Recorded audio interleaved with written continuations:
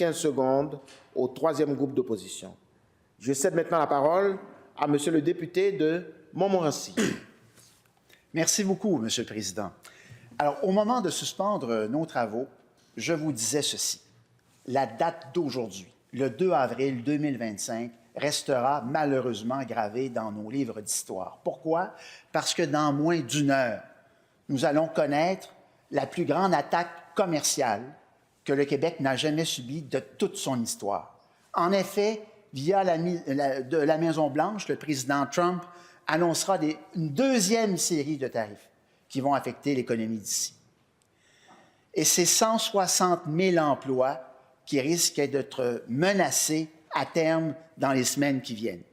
Et face à cette menace économique historique, Monsieur le Président, nous avons en définitive trois postures qui se présentent à nous. La posture de la soumission, la posture de l'aveuglement volontaire et la posture de la confiance en soi et de la détermination. Laissez-moi brièvement vous parler de chacune d'entre elles. La soumission. Il est généralement admis en marketing politique qu'il ne faut jamais nommer le nom de ses adversaires parce qu'on leur donne la visibilité. Mais arrive un jour où il faut appeler un chat, Monsieur le Président. Et il y a malheureusement au Québec des gens qui, depuis le COVID, font partie d'un mouvement qui s'appelle MAGA, Make America Great Again. On les voit avec leurs casquettes et puis tout ça, c'est... Jusqu'à un certain point, comme le disent les Britanniques, il y avait une forme d'amused tolerance, de tolérance amusée. Je n'étais pas de ceux-là, mais certains trouvaient ça divertissant. Mais arrive un stade, Monsieur le Président, où il faut distinguer la discussion de taverne de la réalité telle qu'elle se présente à soi. Et à partir d'aujourd'hui, il y a des gens qui doivent faire un examen de conscience. À qui va désormais leur fidélité? Est-ce aux orientations et aux valeurs de Donald Trump?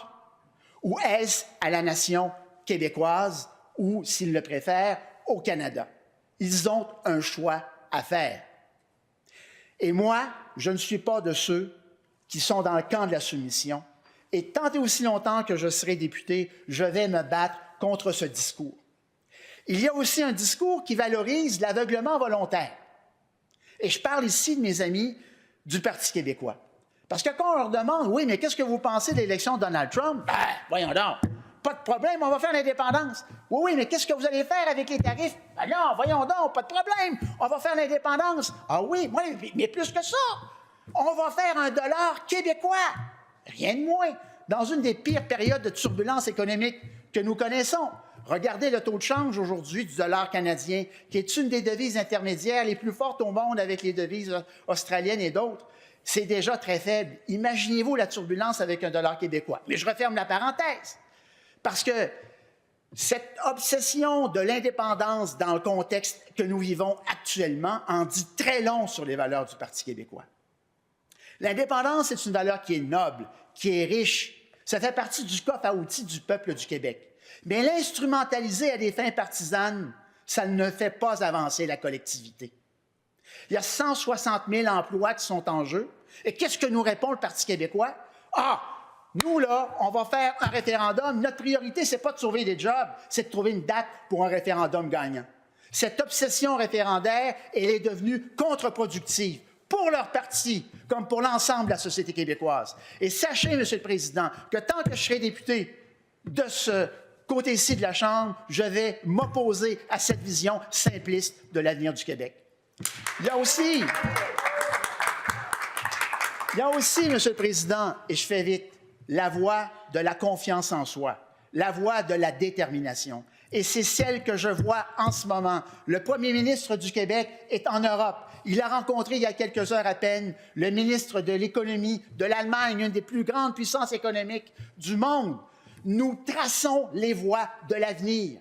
J'aime l'attitude de notre premier ministre, qui est calme dans la tempête et qui n'a pas fait comme d'autres premiers ministres qui ont voulu déchirer leur linge en public, puis faire la une le soir, et puis ont reçu un boomerang dans la face le lendemain matin. Nous avons un bon capitaine qui commande le navire, et j'ai confiance dans son orientation. Monsieur le Président, j'ai très peu de temps. Nous discutons du budget. Et sur les 156 milliards de dollars que comporte ce budget, vous savez, il y a une vingtaine de ministères, il y a plusieurs types de politiques publiques dans chacun des ministères. Il y a différents programmes qui accompagnent ces politiques publiques. Chacun des programmes se compose de projets. Et moi, je peux aujourd'hui regarder les citoyens de Montmorency dans les yeux et leur dire que depuis 2018, jamais aucun gouvernement comme le mien, comme la CAQ, dirigé par le premier ministre, n'a-t-il amené autant d'investissements publics dans le comté de Montmorency, que ce soit à Sainte-Brigitte-de-Laval ou que ce soit à Beauport. Et cela est dû notamment à une équipe fantastique composée par un ministre des Finances aguerri qui propose une approche équilibrée et responsable vis-à-vis la turbulence économique qui s'annonce. Merci de votre attention, Monsieur le Président.